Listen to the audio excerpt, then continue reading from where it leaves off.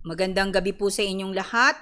Ngayon ay nandito na naman po tayo sa ating online Bible study. So bago po tayo magpasimula, lahat muna po tayo ay manalangin. Panginoon, salamat sa iyo sa oras na ito. Dinudulog ko na ang amin pong bagong paksa sa gabing ito ay makatulong sa bawat isa sa amin habang kami ay nagpapatuloy sa mundong ito na pansamantala naming tirahan bilang mga lingkod mo. Kaya muli, ang papurit pasasalamat ay para sa iyo lamang sa pangalan ni Jesus. Amen. So, nung mga nakaraan pong mga Miyerkules, ay natapos na po natin ang paksa kung bakit po dapat tayong magbasa ng Biblia. At inaasahan ko po na kayong lahat ay nagkaroon ng malaking insight para po dito sa ating pag-aaral tungkol sa pagbabasa ng Biblia. Ngayon naman po, dadako tayo sa isa pang magandang paksa para sa buwan na ito, walang iba kundi ang prayer, ang pananalangin. Naniniwala po ako na lahat po tayo, anuman ang ating kalagayan sa buhay, tayong lahat po ay talagang nananalangin. Ano nga po ba ang kahulugan ng panalangin sa Biblia? Nakasaad po dyan, in the Bible, prayer is worship that includes all the attitudes of the human spirit in its approach to God.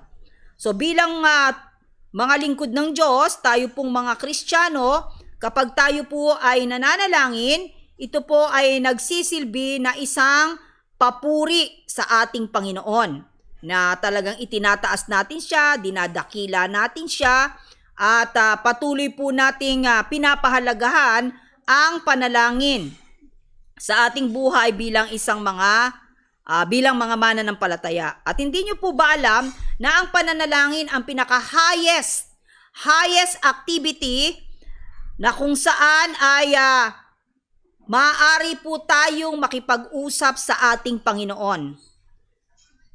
Kahit na sabihin pa natin hindi natin kaharap ang ating Diyos visibly or face to face, so we can only feel the Spirit of God, yun po yung tinatawag nating highest activity of prayer.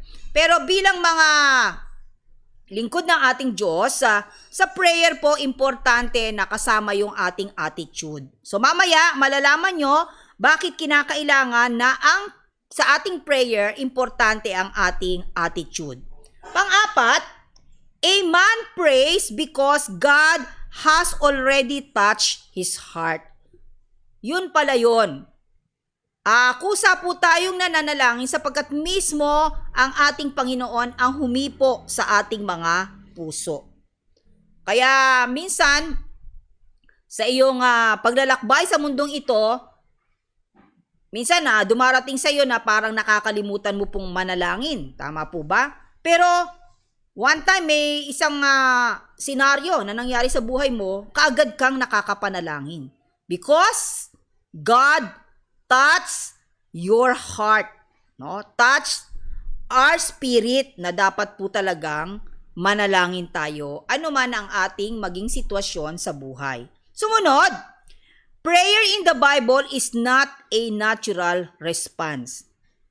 Ang pananalangin po sa Biblia ay hindi lamang isang natural na response. Bakit? Ano po ba ang sabi sa Juan 4:24? Ang Diyos ay Espiritu at ang mga sumasamba sa Kanya ay dapat siyang sambahin sa Espiritu at katotohanan. So, kung tayo po ay nananalangin, dapat po sa ating pananalangin, sasambahin natin ang Diyos sa Espiritu at katotohanan. Sapagkat sabi nga po sa isang sita sa Biblia, ang sinumang ipinanganak sa laman ay laman. So, ibig sabihin, kung tayo po ay talagang mga lingkod ng ating Panginoon, ang pananalangin po natin dapat ay kasama ang Espiritu at katotohanan. Hindi po dapat siyang magkahiwalay. Bakit? Hindi niyo po ba alam na sa ating pananalangin, maraming taong nananalangin, di po ba? Pero nagtataka ka hanggang sa ngayon, hindi sinasagot ng Diyos ang panalangin mo. Bakit? Sapagkat may isang sita sa Biblia, sa Isaiah 1:15, kapag kayo'y nananalangin sa akin, hindi ko kayo papansinin. Kahit na kayo'y manalangin ng manalangin, hindi ko kayo pakikinggan, sapagkat marami na ang inyong pinaslang. So, pansinin niyo yung salitang pinaslang. Ano ba ang ibig sabihin nun? So, killer, murderer, o nang aapi ka ng kapwa mo, nang iinis ka sa kapwa mo, nagpapahirap ka sa kapwa mo. Kaya yun pala yun, mga kaibigan ko at kapatid. Kaya yung ating mga panalangin ay hindi sinasagot ng Diyos, pastora, hindi naman talaga ako killer actually or murderer. Pero alam nyo ba, kapag tayo ay may kinikimkim na sama ng loob, puot, galit sa puso natin, tayo po ay kinukonsider na namamamatay tao. Bakit? Paano ka makakapanalangin ng may espiritu at katotohanan sa Diyos kung nagkikimkim ka ng galit o sama ng loob sa iyong puso? Kaya pala, kahit ano ang panalangin natin, ang Diyos ay hindi tayo pakikinggan. Sapagkat nais ng Panginoon na sa ating pananalangin, malinis yung ating puso, wala tayong kinamumuhian, wala tayong tinatagong galit o kinikimkim na sama ng loob kahit kaninong tao.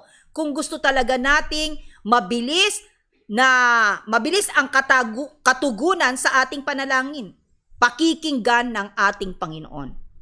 So marahil ikaw na nakikinig dyan, matagal mo nang o meron kang isang bagay na ipinapanalangin na hanggang sa ngayon hindi nagkakaroon ng katuparan. Kaya nga aking kaibigan, i-check mo ang iyong puso. Wala ka bang tinatagong galit? Kinikimkim na sama ng loob? O kaya masasabi nating hanggang sa ngayon, ang tagal mo nang kasama sa bahay, hindi mo pinapansin? O kaya may nakasamaan ka ng loob sa trabaho? O kaya sa pamilya mo? Sa kamag-anak mo, kung kayo may mga asawa, o kaya mga anak. So dapat kapag tayo po ay nananalangin at inaangkin natin na tayo ay nasa espiritu at katotohanan, wala po dapat tayong sama ng loob kahit kanino. Sapagkat ang Diyos natin ay banal, so pilitin po natin na tayo rin po ay magpakabanal. Sa pamamagitan ng ating mga damdamin at puso ay malinis. Kahit pastora sila po ang merong ginawa sa aking kasamaan, kahit pa. Kung ang ating Diyos nga kung babasahin nyo ang kanyang buhay, di po ba? Wala siyang ginawang kasamaan sa lupa, pero maraming galit sa kanya at ipinako pa rin siya sa krus. Pero not a word na tayo po ay nakarinig man lang ng ganti, ng salita o sama ng loob ng Panginoon sa mga taong yon. Hindi po ba? Bagkus ipinanalangin pa po ng ating Panginoon na, Panginoon, patawarin mo sila sapagkat hindi nila alam ang kanilang ginagawa. So, yun ang gusto ko pong ipabatid sa inyo. Hindi lahat ng nananalangin ay kaagad-agad matutugunan ang ating panalangin. Hanggat meron tayong mga sama ng loob, hindi pakikinggan ng Diyos ang ating panalangin. At meron pa pong isang verse sa Isaiah 29:13 ang nakalagay dyan. Sasabihin naman ni Yahweh sa salita, lamang malapit sa akin ang mga taong ito at sa bibig lamang nila ako ginagalang. Subalit, inilayo nila sa akin ang kanilang puso at ayon lamang sa utos ng tao ang kanilang paglilingkod. So, yun pa po yung pangalawang dahilan kung bakit ang ating mga panalangin ay hindi dinidinig ng Diyos. Sapagkat minsan tayong tao, ay sumusunod sa kapwa-tao lang natin. Pero kahit kailan, kung ano man yung sabihin ng Diyos sa atin, minsan ay hindi po natin sinusunod at pinapakinggan.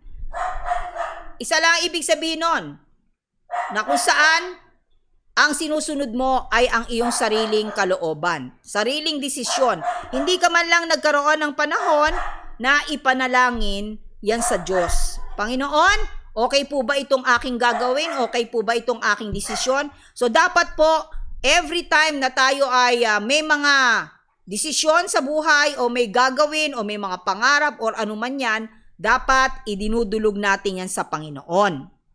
Kasi minsan, ang tao ay, men pleaser. Mas binibigyan nila ng kaluguran ang tao kaysa bigyan nila ng kaluguran ang ating Panginoon.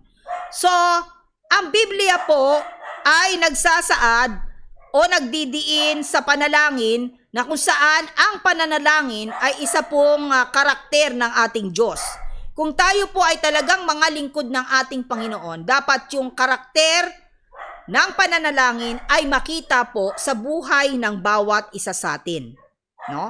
At hindi nyo ba alam na ang pananalangin ay isa po nating kombinante na nagkakaroon po tayo ng matibay na relasyon sa ating Panginoon.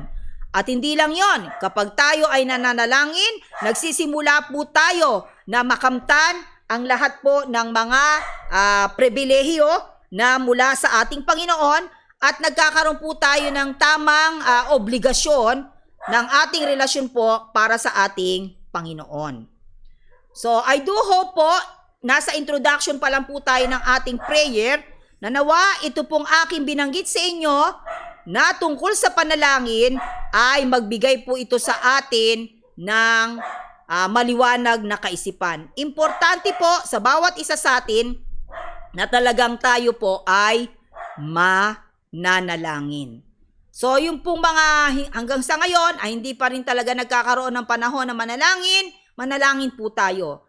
Pagkagising sa umaga, bago kumain, bago matulog, pag tayo po ay lalabas at aalis sa ating bahay, manalangin muna tayo para yung cover ng protection ng ating Diyos ay nasa atin. Habang tayo naglalakbay, ano man po yung ginagawa natin, tayo po ay laging manalangin. Hindi naman ibig sabihin nyo na buong maghapon nakaluhod ka na. Pwede ka naman pong manalangin sa iyong isipan lang na ikaw po ay kasama ang iyong puso na nagkakaroon kayo ng koneksyon ng Diyos sa isa't isa habang ikaw ay naglalakbay o anuman ang iyong ginagawa. So sa susunod po na Miyerkules, may continuation pa po ang ating paksa tungkol sa panalangin.